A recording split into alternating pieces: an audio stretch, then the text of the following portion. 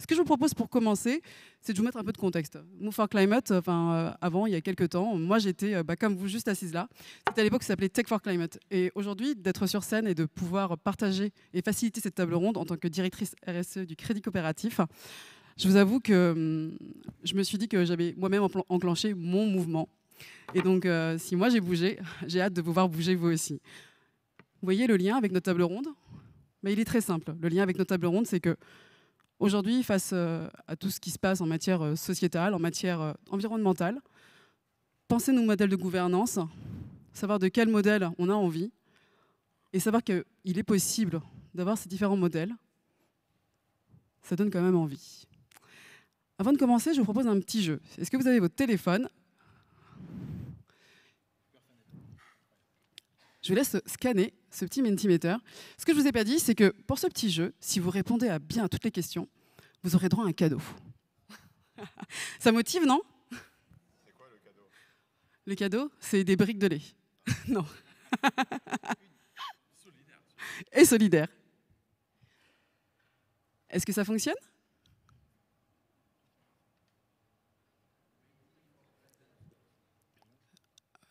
Alors, je suppose que ça doit être ça. Non ? On ne me l'a pas dit, mais je suppose. Ah, est-ce que tu sais, toi, Morgan, si c'est cette manette ? Ah oui, c'est parti. Quel est le principe fondamental d'une coopérative ?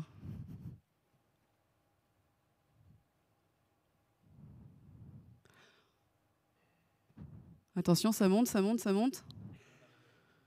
Vous l'avez juste là, sinon, je ne sais pas si vous le voyez.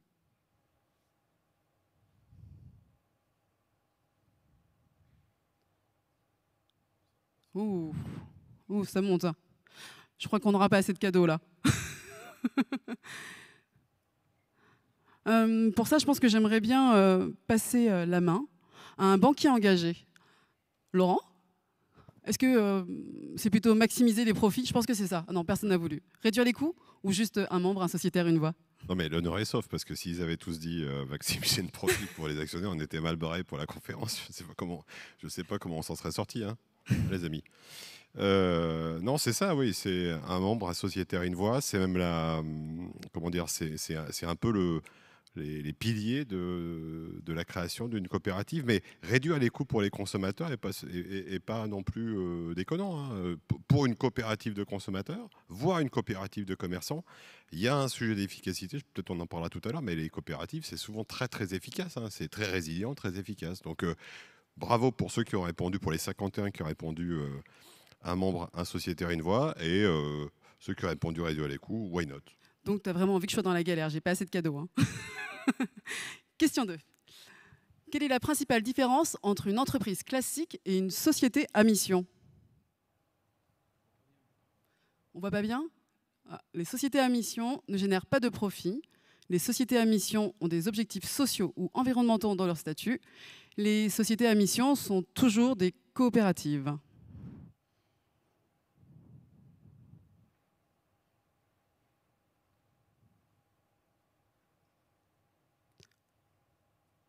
Ah, vous êtes plutôt bon dans la salle, hein, j'ai l'impression.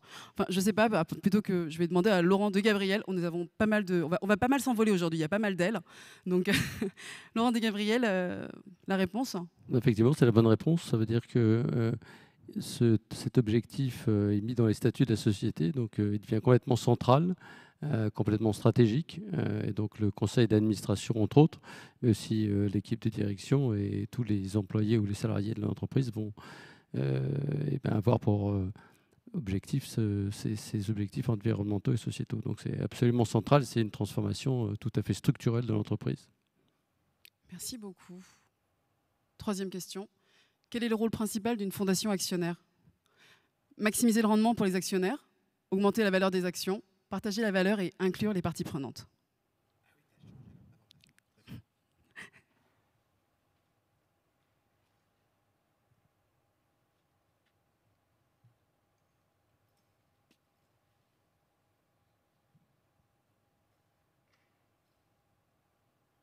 Il y a vraiment, on est vraiment mal barré, moi je vous le dis. Enfin, moi personnellement. Nicolas Chaban. Bien, c'est totalement faux. Si Non, le bien porte-parole sûr, le ouais. dit, on est foutu. C'est pas que ça, mais oui, il y a beaucoup de partager de la valeur. Mais d'autres choses, on en parlera, mais Là, c'est c'était vraiment en mode c'est raccourci, hein, très, on est d'accord. pas anglo-saxon, mais il n'y en a pas beaucoup en France. Mais j'ai fait une présentation qui était un peu délicate, puisque j'étais au MEDEF et je parlais de la fondation actionnaire où on pouvait placer tous ces millions dans une fondation actionnaire. Eh bien, contrairement à ce que je pensais, j'ai eu beaucoup de gens qui m'ont dit que ça pouvait avoir du sens pour eux. On en reparlera. On en reparlera juste après. Encore une question. Qu'est-ce qu'une entreprise mutualiste? Une entreprise où les ressources sont mises en commun pour le bénéfice de ses membres? Une entreprise détenue par une seule personne? Ou une entreprise dont le but unique est de réaliser des bénéfices? J'ai bien dit le but unique. Hein.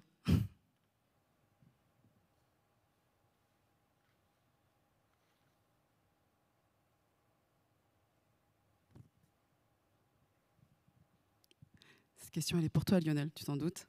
Oui, alors là, bon, bah, écoutez, là encore, vous avez tout bon. Hein, voilà, donc on est. Et bah, j'aurai l'occasion de revenir sur cette notion d'entreprise mutualiste tout à l'heure, parce que je pense qu'elle n'est pas forcément aussi connue que ça. Par exemple, si on avait essayé de poser une question sur la différence entre coopérative et entreprise mutualiste, je pense que ça aurait peut-être été un peu plus compliqué. En tout cas, voilà, moi je suis très heureux de pouvoir inscrire cette notion d'entreprise mutualiste sur une table ronde dans laquelle on parle de transition écologique, parce que je pense que ce modèle-là peut vraiment avoir des atouts pour aller vers cette transition écologique et sociale. Voilà, mais on va en reparler tout à l'heure. Et la dernière question, finalement, elle recoupe tout ça, c'est dans quelle mesure ces modèles de gouvernance alternatifs ils prennent en compte les parties prenantes? Ils ne prennent en compte que les actionnaires, ils intègrent la voix de plusieurs parties prenantes, y compris les employés, les clients et la communauté, ou ils ne concernent que des intérêts économiques, au fond.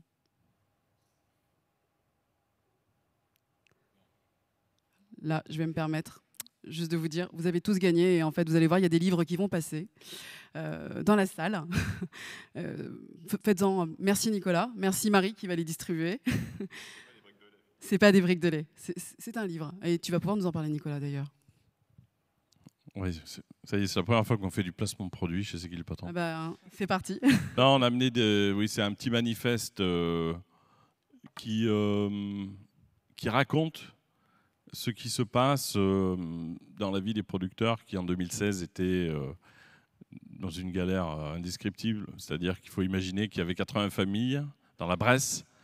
Et Martial Darbon, qui était le président de la COP, disait chaque matin, on se levait, on avait une journée à faire, 5h30, 21h, et on perdait 120 € par jour. En tournant le bouton de la machine à traire, je savais que j'allais perdre 120 € tous les jours, du lundi au dimanche.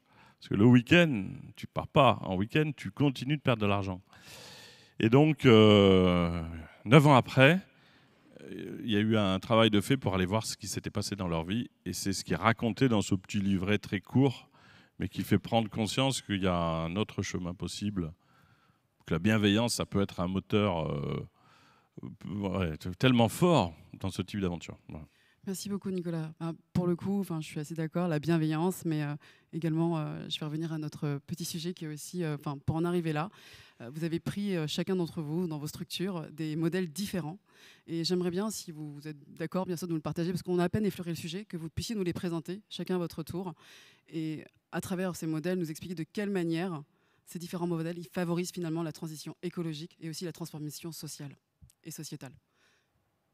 Laurent? Vous voulez démarrer? Oui, je continue. Je pense qu'il vaut mieux finir par le meilleur à la fin, mais si vous voulez... Ok, donc je comprends bien. Alors, comme on est en en milieu d'après-midi, j'essaye de... Ouais.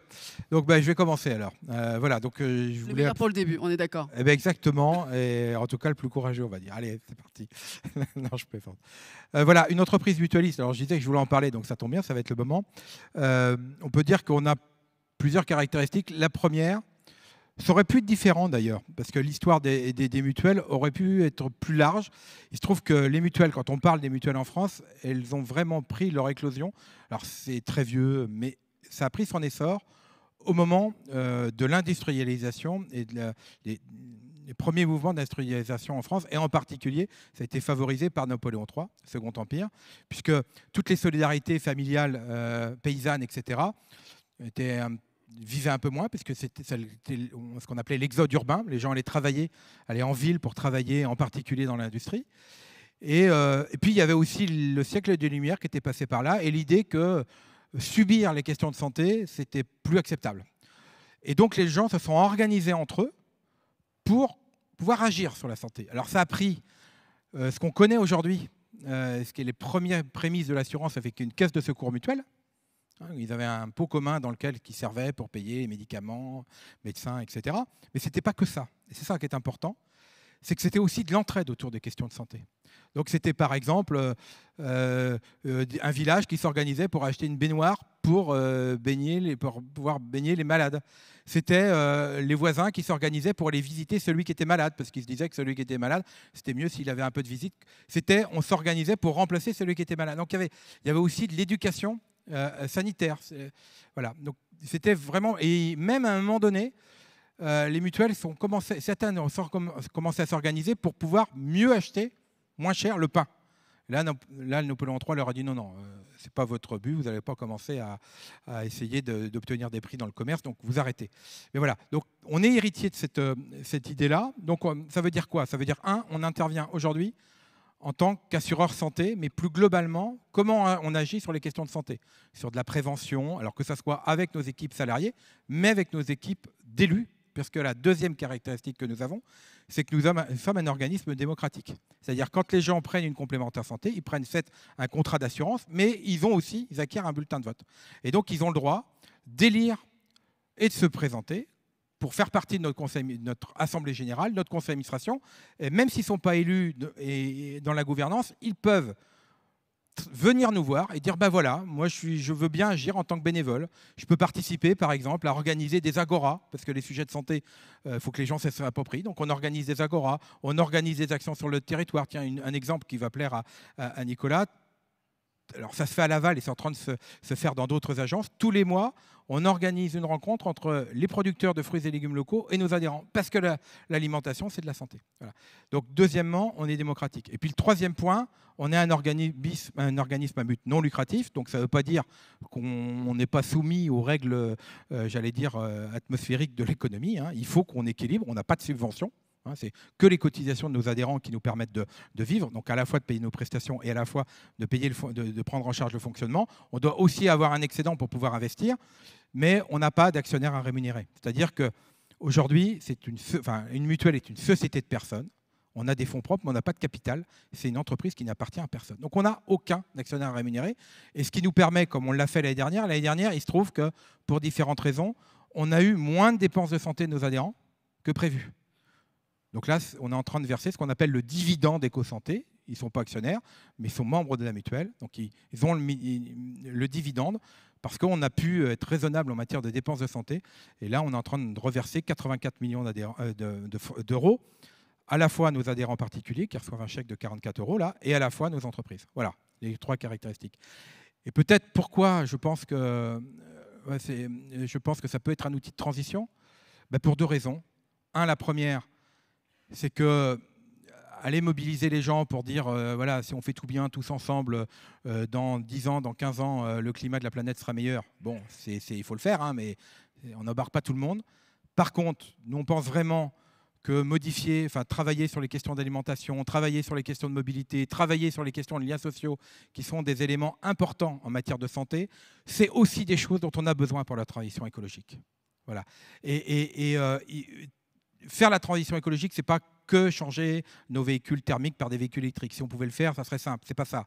Ça va demander une évolution de mode de vie, mais les modes de vie, on ne les change pas tout seul. Voilà, ce n'est pas simplement parce qu'on a conscience. Voilà, changer ses mobilités, changer son alimentation tout seul, ce n'est pas simple. Et le fait, dans un cadre collectif que peut être une mutuelle, ça peut donner de la possibilité d'agir. Donc c'est pour ça que je pense que les entreprises mutualistes ont leur rôle à jouer. Merci beaucoup Lionel. Donc, tu l'as dit, c'est démocratique, non lucratif, ça appartient à personne et finalement après on peut redistribuer. Moi je pense que certains d'entre vous, ça doit faire écho, non? Vous avez peut-être des choses en plus dans vos modèles à vous, ou des choses différentes d'ailleurs. Bon, monsieur va finir. Nous, je dirais on est consommateur, hein, c'est-à-dire qu'il faut. J'essaie de vous décrire les conditions de départ. C'est un groupe de consommateurs qui entreprend une initiative qui ensuite devient des structures. Puisqu'il n'y a jamais eu de fonds, de banque, il n'y a pas eu d'actionnariat, à part, moi j'ai porté la totalité des actions jusqu'au moment où je les ai transférées vers la fondation actionnaire. Mais en gros, mais c'est intéressant parce que c'est un autre témoignage, et c'était vraiment un très mauvais humour tout à l'heure, parce que je connais bien tous les autres modèles, et à mon avis, on voit que ça a déjà beaucoup évolué. Mais en fait, le monde de demain, c'est vrai, côté consommateur, donc il faut bien avoir en tête qu'on est des consommateurs. On est 16 millions d'acheteurs de produits solidaires pour aider les producteurs. Et en fait, là, on parle plutôt de climat. C'est vrai qu'on se rend compte que côté producteur, on demande à tout le monde de faire de l'écologie, et c'est normal et nécessaire. Mais je vous assure que quand vous n'avez pas de quoi vous nourrir ou nourrir la famille, c'est quasiment impossible d'essayer de faire une amélioration des pratiques. C'est de l'enjeu social aussi. Hein. Ouais, c'est la petite sœur de l'équité, c'est la capacité à faire des choses utiles pour l'environnement. Enfin, il y a beaucoup de petits frères et de petites sœurs à l'équité, à la solidarité. Et Martial Darbon, qui était l'Astérix de la Bresse, quand il démarre, il me dit, moi, je perdais 120 € par jour. On me demandait de faire de l'écologie. J'avais un vieux tracteur, mon voisin gueulait parce que c'était absolument... Mais je ne pouvais pas le changer, quoi. Aujourd'hui, 9 ans après, il s'en est sorti. Allez voir sa maison. C'est la maison la plus écologique que j'ai vue de ma vie, parce qu'il avait cette envie, évidemment, de le faire, mais il n'avait pas les moyens de le faire. Donc, il faut d'abord... C'est un arbitrage compliqué. Je sais qu'en disant ça, c'est pas simple. Il faut d'abord que les producteurs gagnent leur vie pour qu'ils puissent le faire. Alors, dans un exemple concret de gouvernance, après je reviendrai rapidement, quand vous donnez des centimes supplémentaires à un producteur, 8 centimes par litre, voilà ce qu'il faut rajouter pour que le producteur vive en France, et que ça nous coûte 4 € par an, puisqu'on boit 50 litres par an et par habitant, eh bien, sans qu'on ait, nous, consommateurs, et même été consultés, au bout de 8 ans, les producteurs nous ont appelés en nous disant « on va faire de la protéine française ». On a les moyens maintenant de le faire, donc ils se sont mis en partenariat avec une usine, et au lieu d'avoir du soja qui vient du fin fond du monde, il y a donc, c'est une énorme respiration écologique, parce qu'ils gagnent leur vie, la capacité à faire d'autres choses. Et pour la gouvernance, nous, je fais hyper court, mais on démarre, on est 1, puis 2, puis 3, on reste assez longtemps, 4, 5, et puis après, on ne sait pas vraiment comment faire, on veut juste que notre argent serve à aider les producteurs. Là apparaît la coopérative, avec 2 structures à côté. On peut en parler longtemps, mais il y a une COP, 2 structures à côté. Et en fait, la COP a un droit de veto sur les autres structures, ce qui fait que, hyper important, et là on lance maintenant les entreprises du partage côté consommateur, c'est en gros des entreprises où on est sûr que notre argent ne peut pas se retrouver dans des zones du monde qui créeraient des impacts qu'on ne veut pas. Voilà. Donc, une entreprise de partage, comme c'est qui le patron, c'est des salariés bien rémunérés, comme des producteurs, pas de dividendes reversés, mais de l'argent qui va servir à du bien commun. Impossibilité de revendre la structure. Ça paraît rien, mais si tu sais que tu fais des efforts pour une structure et que 3 ans après, elle est revendue à Danone ou à Nestlé, c'est quand même pas la même volonté de libérer du temps. Et en fait, ces quelques conditions, avec de la transparence, ça crée des succès. Vous avez devant vous, on ne le dit pas pour les podiums et pour impressionner, juste pour être un témoignage positif pour les producteurs. Ça, c'est sans pub à la télé, sans commerciaux dans les magasins, sans force de vente. C'est la brique de lait la plus vendue de France, hors MDD. C'est-à-dire que de simples consommateurs ont créé une brique de lait, puis une marque. Et cette marque-là, avec ce logo pas très joli fait par un cousin pendant une nuit, eh bien, c'est la marque nouvelle la plus vendue de France. Le Monde économique, et je sais qu'il y a beaucoup de gens de l'économie dans la salle, et vraiment, c'est juste pour vous dire qu'il y a un autre chemin, quoi, hein. C'est la marque nouvelle la plus vendue de France en agroalimentaire depuis 10 ans.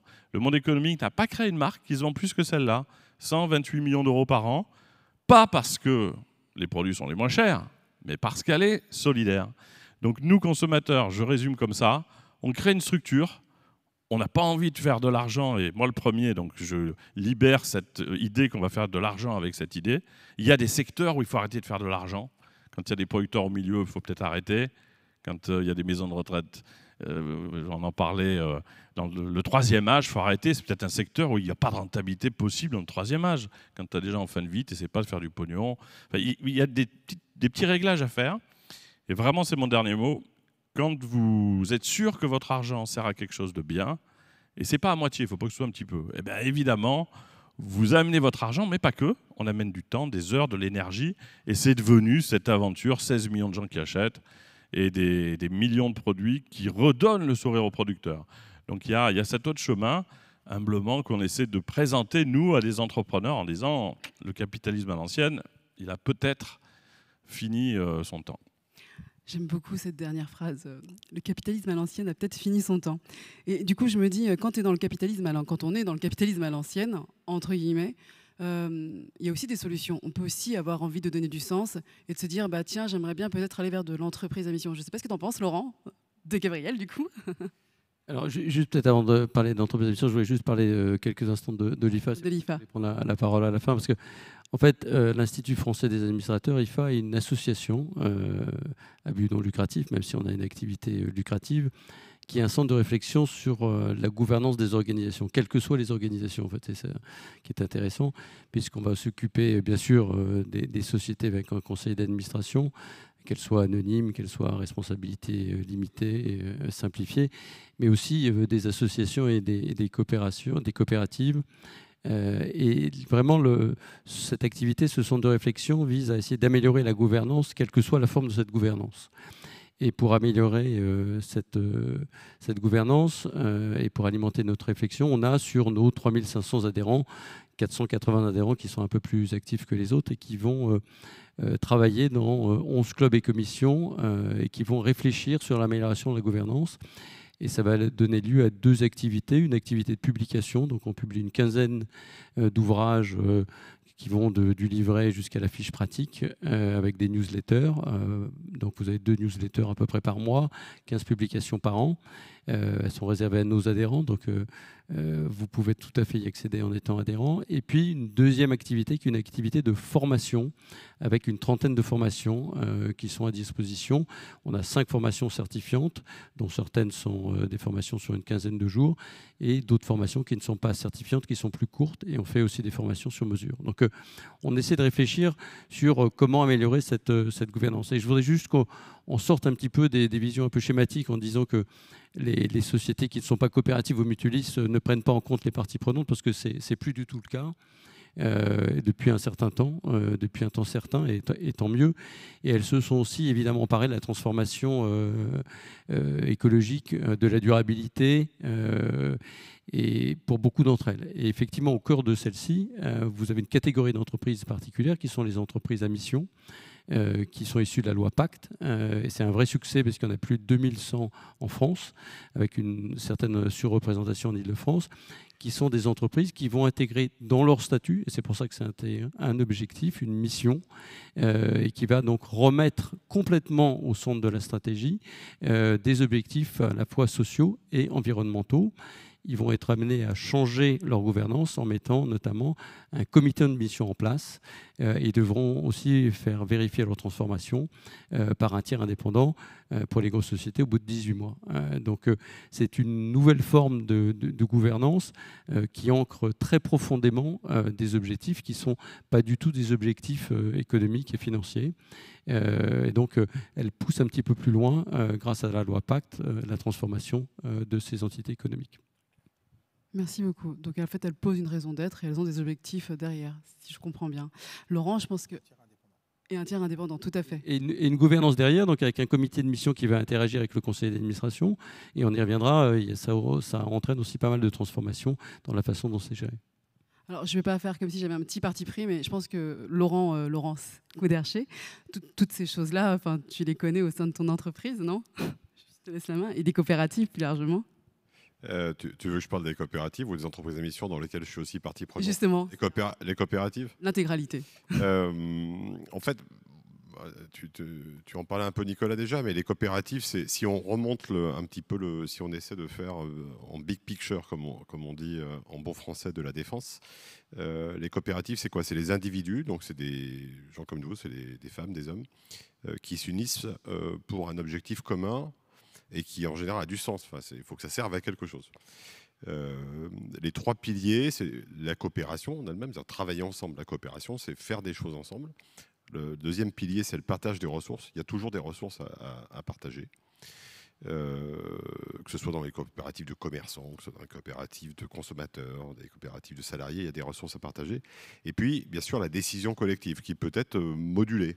Mais c'est toujours démocratique, avec le fameux une personne, une voix dont on parlait dans le jeu tout à l'heure. C'est vrai que là, pour le coup, c'est un des principes depuis assez longtemps. Alors, quand on parle des coopératives, très souvent, je ne sais pas vous, mais moi, il y a très très longtemps, la plupart ici n'étaient pas nés, mais avant de connaître bien les coopératives, je me disais c'est un truc un peu ancien, quoi. Voilà, moi, je me rappelle ma grand-mère allait à la COP pour faire ses courses. Je ne sais pas si vous vous souvenez de la COP.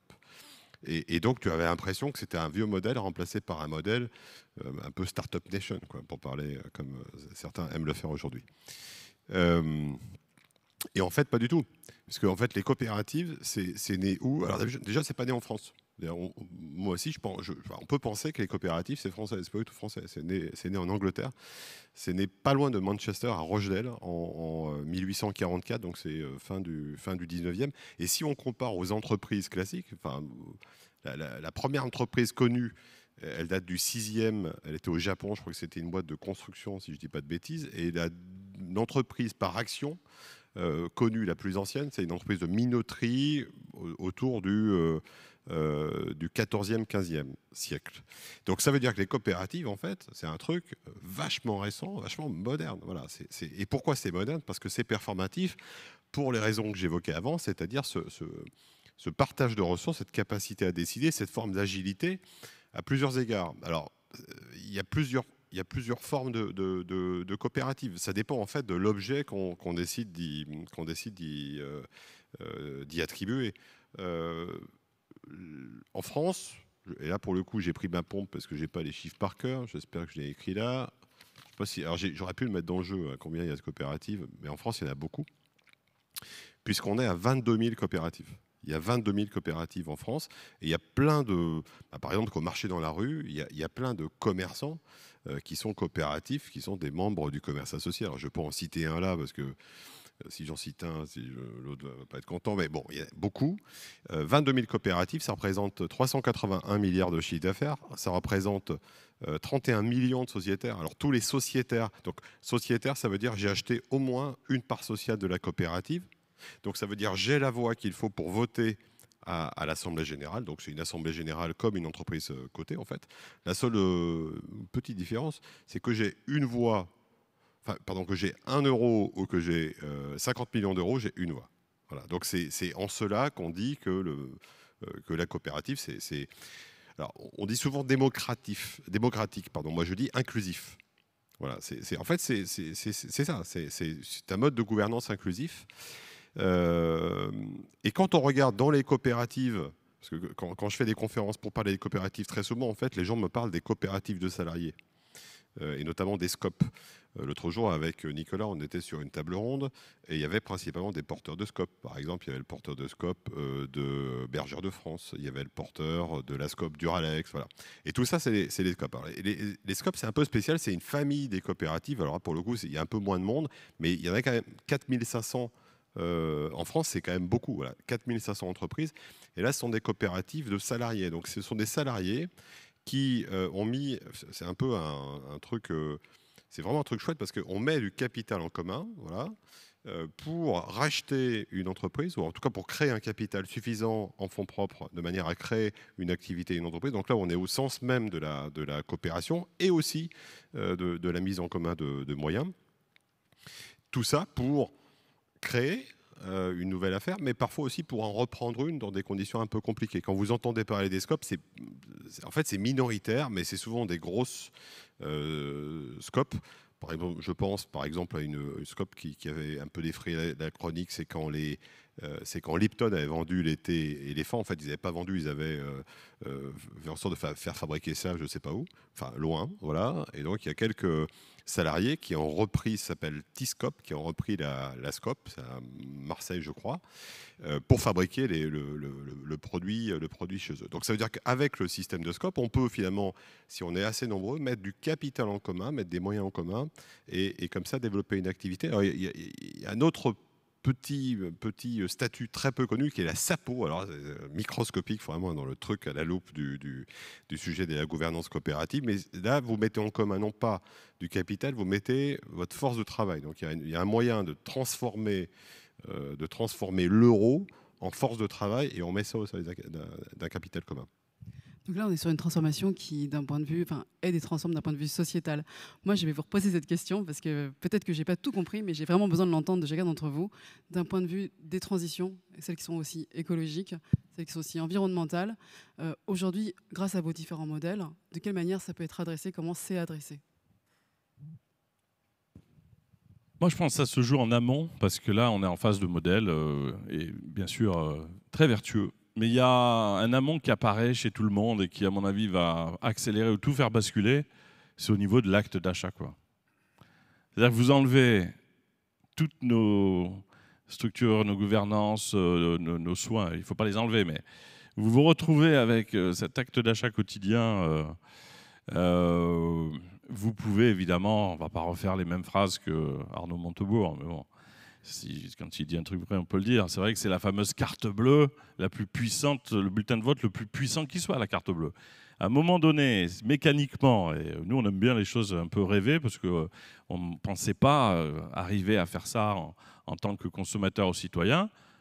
On peut changer 100 fois plus vite le monde à travers nos actes d'achat qu'en attendant que d'autres le fassent pour nous, que ce soit des entreprises ou le monde politique. C'est-à-dire que si demain on avait, mais il manque une chose, la transparence qui nous garantisse que quand j'achète un produit mécaniquement, il y a une conséquence positive qui s'opère sur notamment l'environnement. Si on avait cette certitude-là, vous imaginez à quel point ces impulsions feraient bouger ce gros bateau qui a tendance à échapper à notre contrôle individuel. Mais, ce que j'essaie de dire partout, dans un magasin, un supermarché, il y a 20 000 références. Combien vous garantissent, lorsque vous les achetez, qu'à l'autre bout, le producteur gagne sa vie, que l'impact environnemental est maîtrisé? Mais c'est extraordinaire en 2025 de ne pas pouvoir en citer plus de 5, quoi, et encore. Donc, il y a ce besoin de transparence. Où va notre argent de consommateur? À quoi il sert? Et puis après, si on arrive, volontairement, j'accepte le côté un peu rêveur, mais je pense que c'est de plus en plus réaliste. Si les 68 millions de Français, le 1er janvier, qui ont 1 600 milliards d'euros dans la poche, c'est la dépense des ménages. Le 1er janvier, nous avons tous la totalité de chaque euro, centime, million du monde économique de l'année qui s'annonce. Si à un moment donné, on amenait cet argent à des endroits qui créent des conséquences positives socialement, d'un point de vue salarial, d'un point de vue producteur, d'un point de vue environnemental, le monde ne serait pas le même. Qu'est-ce qui nous manque? L'information et la garantie. C'est pour ça que, pour finir, on estime, nous, consommateurs, qu'il faut remonter du label qu'il peut y avoir sur un produit à un label sur l'entreprise. Puisque tout ce que vous faites, ce que vous décrivez très bien, c'est pas suffisamment vu comme un modèle à défendre encore plus qu'il ne l'est. Vous voyez ce que je veux dire? Il y a une espèce de dû, il y a un décor, et puis bon, on butine. Le 2 janvier, on est en train d'amener de l'argent, c'est trop savoir, droite à gauche, on est tous pareils. Et finalement, ça crée ce monde comme ça, un peu déséquilibré. Si on a les infos, si les entreprises nous garantissent que notre argent est utile, sert à quelque chose de bien, crée de la valeur, et mécaniquement, on fera bouger les choses 100 fois plus vite. Donc c'est l'heure de la prise de conscience par l'acte d'achat que tout peut changer. Et les structures permettent ces fameux achats où on crée de la valeur différemment, bien évidemment quand on est dans les structures qu'on décrit. D'accord, tu as dit le mot label, je pense que pour le coup... Non, je voulais juste rebondir là, parce que c'est pas complètement prévu d'ailleurs dans la conférence, mais il y a un autre vecteur que celui que vous avez évoqué, qui est l'acte d'épargne. parce que les Français ont de l'argent pour acheter, mais ils ont aussi de l'argent pour épargner. Et il y a quelque chose qui est en train de se mettre en place, qui est assez décrié, mais il ne faut pas essayer de tout jeter, c'est le reporting extra-financier. Et pendant très longtemps, on n'a vécu qu'avec un reporting financier. Et on est en train d'avoir un reporting extra-financier qui fait que les entreprises, quelle que soit leur forme, alors pour l'instant c'est les grandes, mais ça a vocation à se généraliser, vont devoir reporter des chiffres sur leur performance environnementale, de transparence extra-financière. Et donc on aura une parité d'informations qui va permettre de guider à la fois l'acte d'investissement et l'acte d'épargne, et ça devrait se décliner dans des produits d'épargne. Alors c'est pas magique et c'est pas aussi transformant, mais c'est un levier important qu'il faut bien avoir à l'esprit. Vous avez le droit qui touche toutes les entreprises, pas seulement les coopératives, les mutuelles ou les entreprises à mission. Je laisse la place après, je ne parle plus. Mais là, c'est tellement le moment.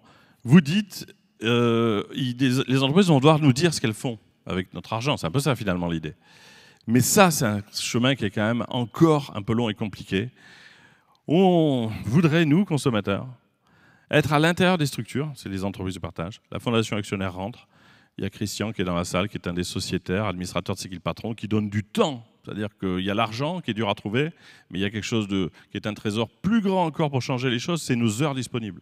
Ces heures disponibles, on les met à disposition pour aller nous assurer qu'une entreprise, dans son ensemble, est originellement faite pour finalement que notre argent ne puisse pas servir à autre chose qu'à créer de la valeur. Vous m'entendez? C'est pas « j'espère qu'en amenant la communication qu'on a pu me faire est vraie ».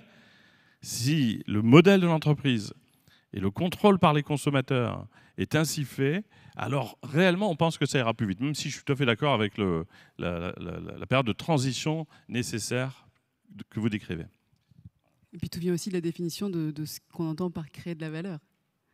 Il y a plein de types de valeurs, et ce que vous faites, enfin, tout un chacun à travers vos modèles, il y a des choses qui permettent, et c'est un outil, c'est ce que tu disais Nicolas, c'est un outil, mais au-delà de l'outil, il y a aussi ce qu'on en fait. Et je pense que, Laurent, tu peux peut-être en témoigner. Ouais, déjà réagir, en fait vous dites un peu vous dites la même chose. Oui, voilà, tout à fait. Vous dites la même chose. En fait, nous, par exemple, moi, je bosse, quand je ne suis pas là, dans une coopérative bancaire. Voilà. Et dans ma coopérative bancaire, j'ai un peu ta brique de lait. Là. Tu amènes partout ta brique de lait. Tu as raison, parce que tu me montres. Alors, moi, ma difficulté, c'est de montrer ce qu'on fait, c'est de montrer la traçabilité. Tu vois, c'est vrai avec l'argent, et en plus, maintenant, l'argent, c'est des flux digitaux. Quoi, tu vois, c'est super compliqué de montrer la traçabilité. Donc, nous, on a fabriqué quelque chose il y a une quinzaine d'années. C'est qu'on a fait un truc qui te plairait.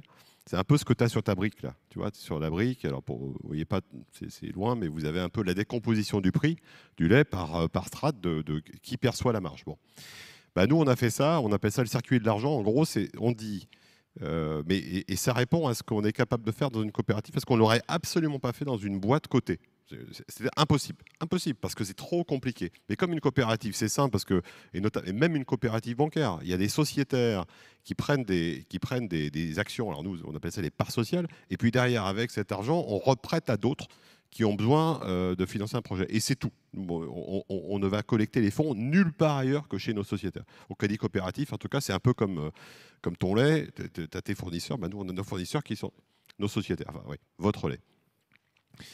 Nous, ce qu'on a fait, c'est un circuit de l'argent. Donc, on dit voilà à nos clients, on s'engage, voilà ce qu'on s'engage à faire avec l'épargne, puisque je suis d'accord avec Laurent, je pense que il va bien falloir qu'on arrive à router l'épargne des Français, qui est colossale, vers ce qu'on veut financer, quoi.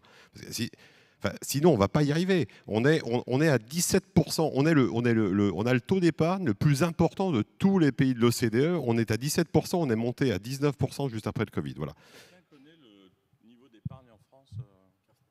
Non, mais les millions de milliards. Quelqu'un a la réponse? 8 milliards? 8 milliards. Moi, j'aurais dit. Ouais. Bon, on va. Si quelqu'un peut nous fact-checker, mais en tout cas, c'est 17-18% du PIB, c'est énorme. Et donc, ce qu'on a fait, c'est qu'on a fabriqué ça en virtuel et on dit à nos clients, à nos sociétaires, voilà, l'épargne que vous déposez, voilà à quoi ça sert. Et on s'y engage, même en amont, c'est-à-dire qu'on est capable de dire à quelqu'un qui veut ouvrir un compte chez nous, par exemple un particulier, un peu comme celui qui va vouloir, dans son supermarché, acheter votre lait. À quoi vous voulez qu'on destine les financements sur ce que vous placez. Donc nous, on a trouvé cette solution, et c'était même avant le CSRD, donc avant la réglementation financière. Laurent a raison, le CSRD, pour nous, au Crédit Coopératif, peut apporter une forme de transparence.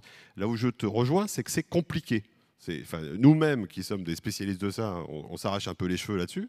Je pense que pour le consommateur lambda, c'est compliqué. Donc nous, on a inventé ce système de circuit de l'argent qui ressemble... Mais ça me fait vraiment penser à ce que vous faites pour l'argent. Alors c'est peut-être moins simple à compliquer parce qu'on n'a pas le produit, et financier c'est toujours plus abstrait, ou une mutuelle c'est plus abstrait. Enfin, on est dans du service. Le service c'est plus abstrait, mais on est capable de tracer et on est capable de garantir cette traçabilité. Merci. En fait, quand je vous écoute tous, ce que je comprends, c'est que quelque part, à travers vos modèles, une des choses les plus importantes, c'est la transparence, la traçabilité qui n'est pas forcément toujours évidente. Et l'air de rien, c'est ce partage de la valeur qui fonctionne à travers vos différents modèles. De ton côté, Lionel, une mutuelle... Je vais juste préciser en quelques mots ce que j'ai évoqué tout à l'heure. Nous, on agit sur 3 manières. Alors, là où je suis d'accord, c'est que le modèle de gouvernance ne fait pas tout. Voilà, et c'est pour ça qu'on a tenu à ce que les entreprises à mission soient expliquées, parce que voilà, on peut avoir des modèles de gouvernance complètement différents, être une entreprise à mission et faire des choses positives. Donc on est d'accord. Et puis statut ne vaut pas vertu. Donc, nous, chez Harmonie Mutuelle, pour être très clair, comment on fait? On ne le faisait pas il y a 5 ans, peut-être qu'on fera différemment il y a 5 ans, mais on essaye d'agir déjà en tant qu'assureur, assureur santé, prévoyance. Donc premièrement, on encourage, donc ça veut dire qu'il y a des réductions de cotisations pour la protection sociale des salariés, santé, prévoyance, pour les entreprises qui s'engagent dans des programmes concrets de décarbonation suivis par l'ADEME. Donc avec l'ADEME, on a pointé des trucs un peu sérieux. On a dit, tiens, ceux-là, quand ils rentreront, par exemple, le dispositif Acte Pas à Pas, le fonds de décarbonisation de l'industrie, s'ils sont adhérents chez Harmonie Mutuelle, ils ont des réductions. Ça, premièrement. Deuxièmement, on travaille, alors c'est compliqué, parce qu'aujourd'hui, on est quand même dans un pays qui est super et très réglementé, donc on n'a même pas le droit de le faire, mais on travaille sur l'émergence de filières de réemploi des dispositifs médicaux. En France, on a à peu près 10 millions de paires de montures, de lunettes par an. Voilà, on est le pays au monde qui change le plus les montures le plus souvent possible. On a regardé, ce n'est pas une question de génétique, c'est juste que dans la loi, l'assureur doit le rembourser quand vous les changez au moins tous les 2 ans. Donc on l'utilise, puis surtout les opticiens. Et 90% c'est fabriqué à l'étranger. Donc c'est un gâchis économique, un gâchis écologique. C'est pareil, les attelles, vous savez, les cannes qu'on va porter pendant 15 jours parce qu'on a un problème, elles peuvent durer au moins 1 an et demi. Au bout de 15 jours, elles restent et personne ne les retire. Donc on travaille sur l'émergence d'une structure de réemploi et aussi à faire bouger la réglementation pour qu'on puisse remettre en état d'usage ce matériel-là en France et le revendre dans le circuit normal. Et puis le troisième acteur, et là, le troisième moyen dont on agit, c'est ce que je disais, c'est plus en dimension mutualiste. C'est à la fois on a une équipe de préventeurs, mais on a aussi beaucoup d'élus, et ça moi j'y crois beaucoup, qui travaillent concrètement, et puis avec nos entreprises clientes, pour créer les conditions. Enfin voilà, je pense que en fait, il manque quelque chose. Il y a la capacité individuelle à agir sur les transitions. Donc la carte bancaire, oui. Puis en plus, c'est une carte bancaire, mais qui est utilisée avec un projet collectif. Donc ça donne encore plus de puissance. Puis de l'autre côté, après, on a les réglementations. On a ce que fait l'État.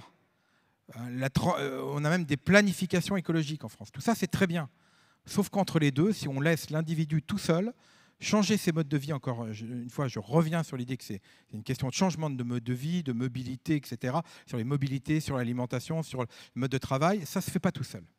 Donc l'idée, c'est de dire, nous, on prend notre part avec des entreprises clientes, avec nos élus, pour créer les dispositifs concrets de territoire qui vont convenir à un territoire et pas à l'autre, qui seront décidés avec les gens de terrain pour savoir de quoi ils ont besoin. Je prends un exemple.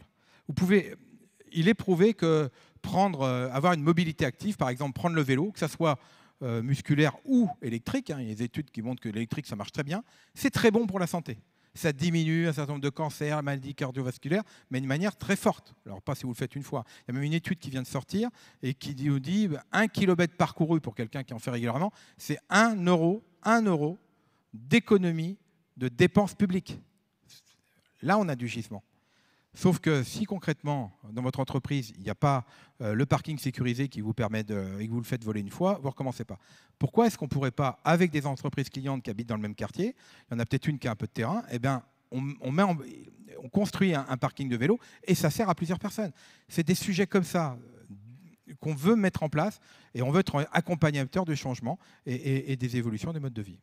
C'est des changements de modèle économique qui impliquent de l'économie de la fonctionnalité, de l'économie du partage, et ça, vraiment, c'est assez essentiel.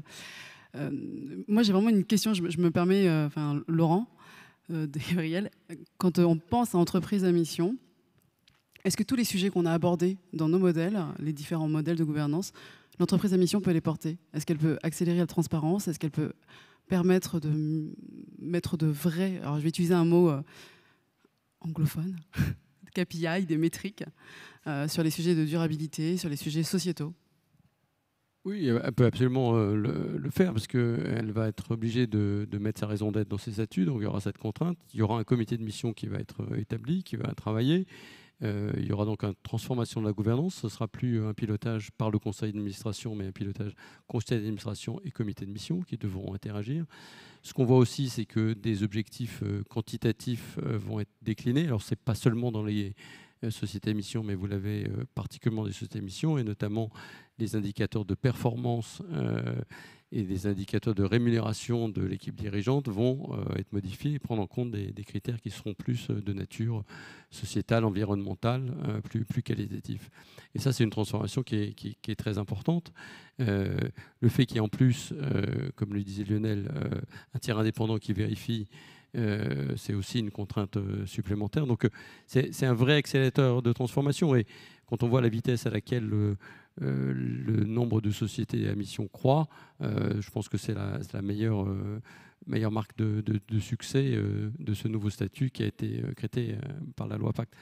Le point, parce que je vois qu'on arrive assez vite, le point sur lequel je voudrais insister, c'est que ce qui nous semble très important à l'IFA, c'est que, quelle que soit la nature juridique de l'organisation, que ce soit une coopérative, une mutuelle, une société anonyme, une société à mission, c'est la gouvernance qui va être transformante et qui va être la gage. Et donc, si vous avez, quel que soit le statut, un mauvais conseil d'administration ou un conseil d'administration qui ne remplit pas son rôle, ça ne va pas se faire. La transformation ne va pas se faire.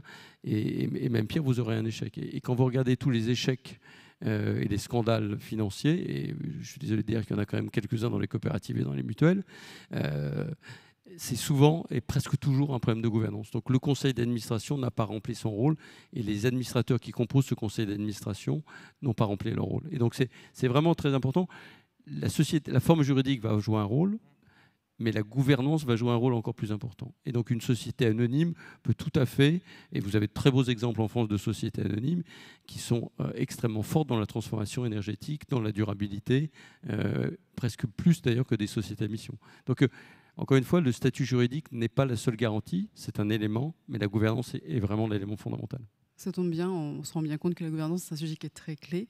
Moi, j'ai entendu, dans mon oreille, quelqu'un me susurrer quelque chose que j'allais d'ailleurs poser, mais qui vraiment me questionne beaucoup. Et je voulais vous remercier déjà, je me permets parce que j'aurais dû le dire au départ, tous les quatre, parce que moi, je viens d'une banque, d'une autre vie, dans une autre banque, où je ne connaissais pas du tout ces modèles coopératifs. Et honnêtement, j'ai plaisir à avoir découvert ce sujet au fur et à mesure depuis que je travaille depuis 6 mois au sein du courrier coopératif, mais surtout aussi, également, grâce à vous. Là, j'ai entendu, il n'y a pas très longtemps, parler de la fondation actionnaire. Et j'avoue que Nicolas, j'ai quelques questions sur ce sujet. Est-ce que tu peux nous en dire un peu plus sur la fondation actionnaire? Qu'est-ce que tu as fait, toi, pour devenir fondation actionnaire? Et comment on devient fondation actionnaire? Alors, moi, j'avais initié C'est qui le patron? Et depuis le départ, c'était le modèle qu'on connaît, qu'on a toujours présenté, un modèle collectif. Mais j'étais détenteur de 100% des actions des structures qui valaient beaucoup d'argent. Maintenant, ça vaut quelques millions d'euros, C'est qui le patron? Donc très tôt, on a fait en sorte que la COP ait un droit de veto pour que même si je me réveillais un matin avec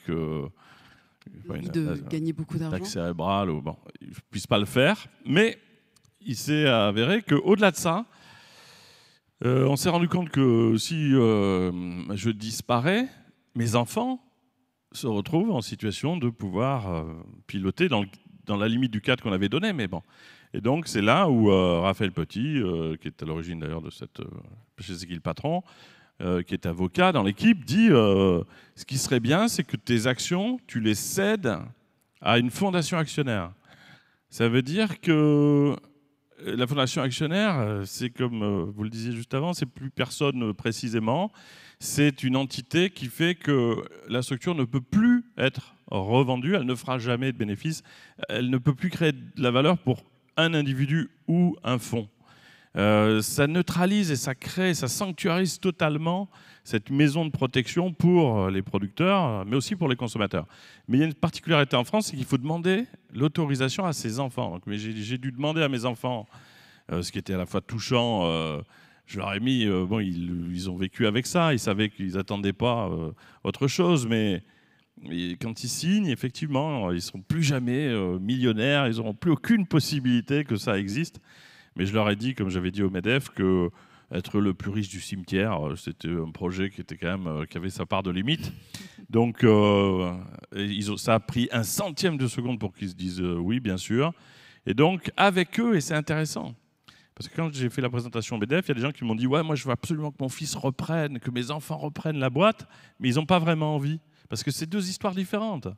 Alors, moi, j'ai mis 100% dans la fondation actionnaire, mais les entreprises du partage, l'idée, c'est qu'une fondation actionnaire arrive, que chaque entreprise existante ou en création puisse placer une part de son actionnariat dans la fondation actionnaire.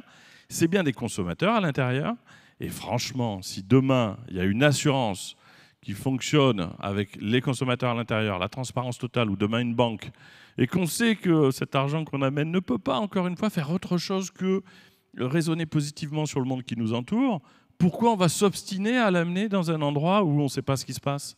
Donc c'est l'heure là de tracer, au-delà des produits, des structures, des entreprises qui vont nous garantir ça. Et la fondation actionnaire, c'est un très bon véhicule pour nous garantir ça. Un mot rapide, quand tu es un consommateur, bien sûr que nous, on ne fait pas tous les contrôles de tous les jours de l'année en tant que consommateur quand on va chez les producteurs.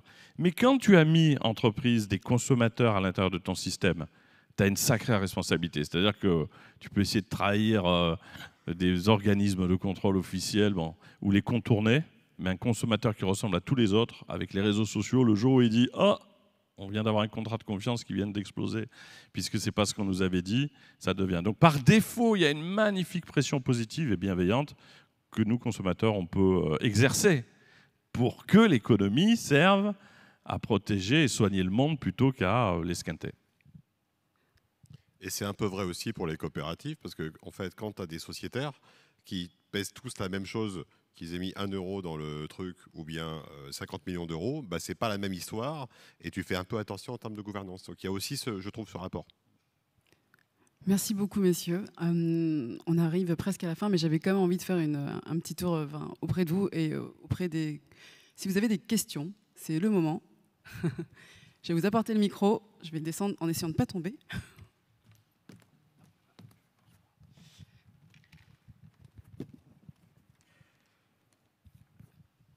Merci Aurélie André de Démarche Verte. J'ai déjà donc les 8 milliards, je me suis complètement fourvoyée. Mon voisin il y a une très très belle vidéo de Salomé Saké sur les questions d'héritage notamment, qui parlait de cette somme des 8 milliards, mais je serais incapable de resituer bien, donc il faudra regarder, mais voilà. Ma question, elle porte, vous avez parlé notamment, Laurent, du fait que c'est pas parce qu'on a un modèle que ça fonctionne. C'est-à-dire qu'un conseil d'administration non opérant. Et dans l'autre sens, je voudrais questionner du coup des modèles plus classiques d'entreprises capitalistes. Notamment, on a eu ce matin la présentation d'un modèle franchiseur-franchisé.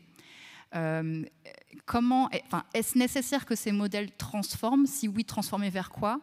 Et est-ce qu'on ne peut pas, avec des modèles classiques, finalement, transformer de l'intérieur? Enfin, voilà. Quelle réflexion vous avez-vous là-dessus? Parce que moi, c'est vrai que c'est une question que je me pose vraiment sur... on a l'habitude de fonctionner avec... il y a énormément de franchises en France. Et est-ce qu'elles ne peuvent pas, d'une certaine manière, évoluer? Et qu'est-ce qui serait souhaitable, selon vous? Merci. Alors, le modèle de franchise, c'est un modèle économique. Ce n'est pas un modèle de gouvernance à proprement parler, puisque vous avez des franchiseurs et des franchisés.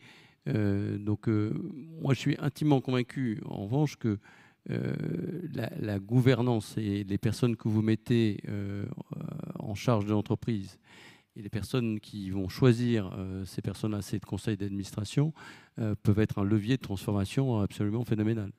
Et donc, quelque part, il y a une dynamique qui peut tout à fait s'inscrire de manière positive entre les actionnaires, les administrateurs et l'équipe de direction. Et on voit que ça peut marcher. Et cette transformation, elle peut se faire sans changement juridique ou sans changement du statut. Alors, dans certains cas, et dans beaucoup de cas, le fait d'avoir changé, et notamment d'être passé entreprise à mission, a accéléré cette transformation. Et elle accélère cette transformation aussi en crédibilisant le discours et la transformation vis-à-vis de l'extérieur. Et ça, c'est quelque chose qui est important, parce que ça veut dire que vous êtes beaucoup plus ouvert vers vos parties prenantes. Mais ça, des comités de parties prenantes, vous les avez aussi dans des sociétés qui ne sont pas des sociétés à mission. Mais vis-à-vis de vos investisseurs, vis-à-vis de vos clients et vis-à-vis de vos fournisseurs, il va y avoir un engagement et une confirmation de cet engagement qui va être plus fort. Donc ça va servir d'accélérateur. Mais j'insiste vraiment, je suis désolé, mais c'est la gouvernance de l'entité, de l'organisation qui va faire que cette transformation va avoir lieu et va être un succès si elle est bien conduite.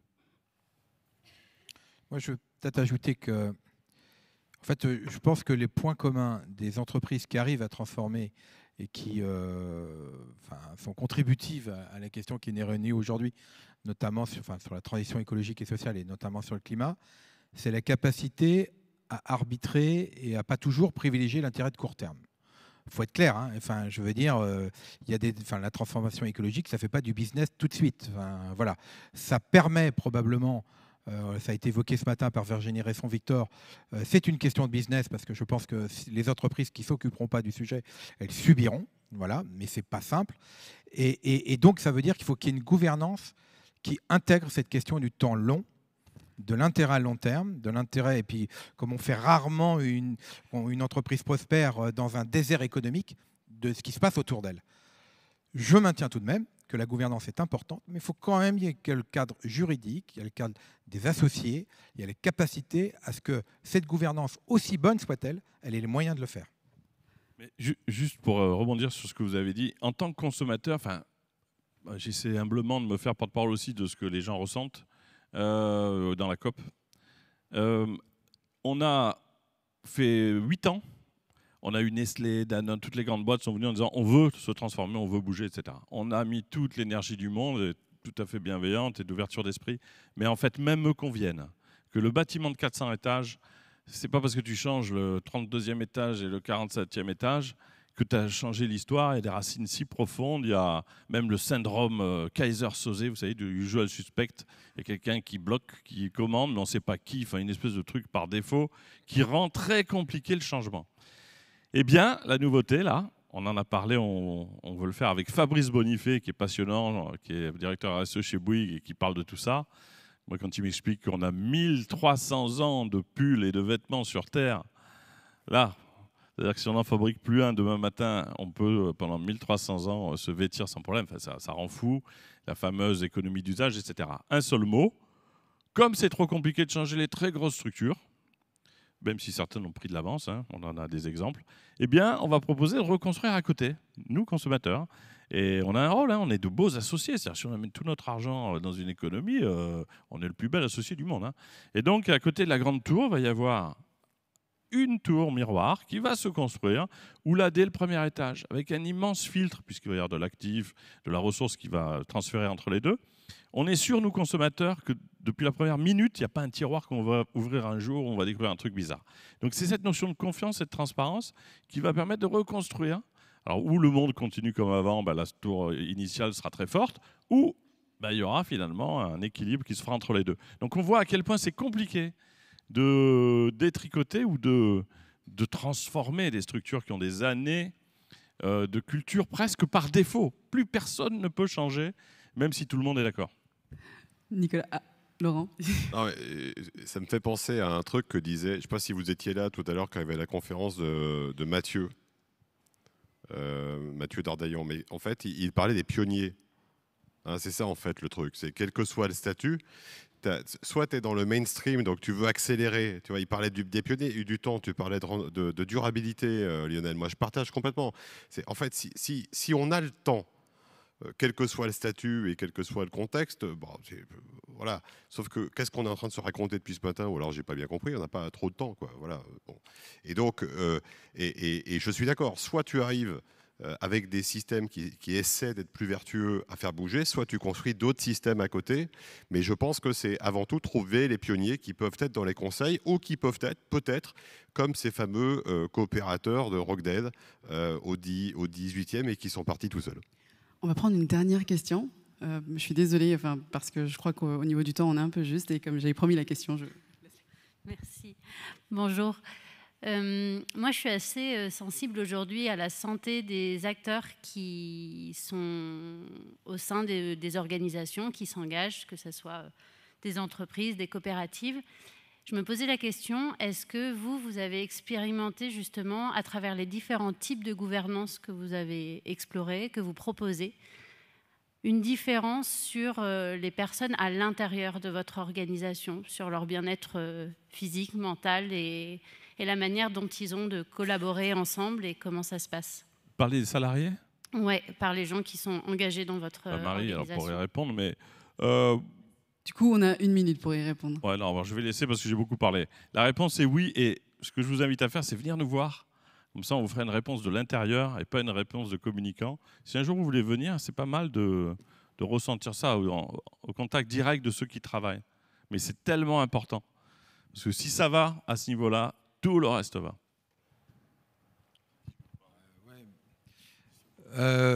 En tout cas, c'est une question qui est hyper importante parce qu'on le voit bien, il faut y faire attention. Ce que je veux dire, c'est qu'on voit par exemple dans le médico-social, qui est vraiment un secteur dans lequel il y a du sens. Enfin, les gens qui sont en contact, par exemple, de personnes âgées, de personnes atteintes de handicap, etc., enfin, la question du sens ne se pose pas.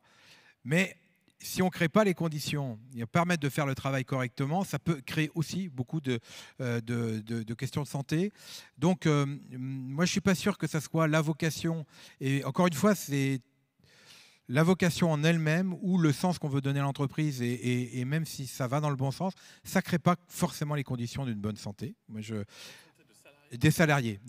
Donc, il faut l'organiser. Et voilà, ça s'organise. Il faut en prendre soin. Et par exemple, nous, chez Harmonie Mutuelle, on va créer une journée dédiée à la question des salariés en interne. Voilà, je pense que ça peut créer des conditions favorables, mais il faut y travailler. Je suis en train de faire discuter, on m'a dit fini maintenant. Je voudrais juste vous remercier. Je l'avais dit, 1 heure, c'est très court, on pourra en parler longtemps et longuement. Ce qui est certain, c'est que grâce à vous, on comprend que la transparence, elle doit être importante, que la gouvernance, elle est au cœur de ces sujets, qu'on peut transformer les choses, mais que c'est d'une histoire qui est plutôt de moyen-long terme et pas de performance immédiate et de rentabilité à la seconde. Merci beaucoup à vous. Et notre dessinateur, tu veux pas nous dire ce que tu as retenu de tout ça? Alors, comme dans la grosse conférence, on a... on va se faire... Non, mais on a le temps, on a 2 minutes. Vas-y, dis-nous ce que tu... Morgan. On les a dépassés, je vais me faire taper sur les doigts. Je vous invite à aller voir Morgan. Il va vous montrer ses chefs-d'œuvre. Ils sont magnifiques. Merci à tous.